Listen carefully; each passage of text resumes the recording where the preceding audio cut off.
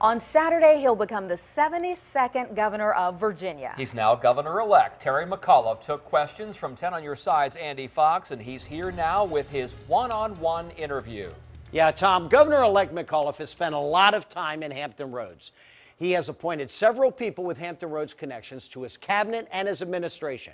The most notable one is Aubrey Lane, whom he wants to become his Secretary of Transportation. Must be approved by the General Assembly. We began our conversation on roads. Governor-elect Terry McAuliffe told us he has a plan to presumably reduce tolls on the downtown and midtown tunnels. We'll have an announcement very shortly.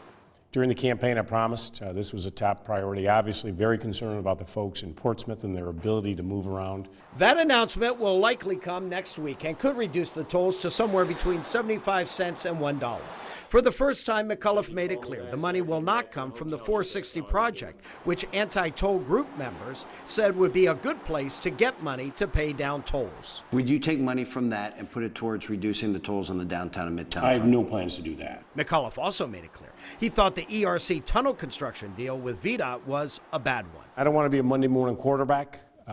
That is not a deal that we would negotiate under the McAuliffe administration. It is what it is. We have to honor our commitments and our deals, but it's not a great deal. I'm going to do the best I can, and Secretary-designate Aubrey Lane and I have spent an enormous amount of time on this topic. We talked about mental health and Senator Creed Deed's legislative bills that would include extending emergency custody orders from 6 hours to 24. Do you support that? You bet I do. Doesn't that make sense? You bet I do. Why isn't it that way now?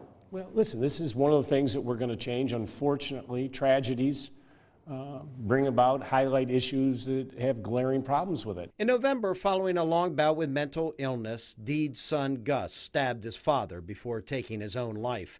Deeds emailed us Monday. "I do not want my son's life to be defined by his illness or his last hours on this earth. He was beautiful, brilliant, generous, loving, multi-talented. He was my hero." The system doesn't work today, Andy. We know that. We've got to fix it. Got to fix it. Now, coming up tonight at 6, we asked McAuliffe about the story we reported last night, and many of you have responded to it, that the 120 employees of ERC, the folks who are building the Midtown Tunnel, do not have to pay the tolls themselves. We asked McAuliffe if he thought that was fundamentally fair. That answer tonight at 6. I'm Andy Fox, 10 on Your Side.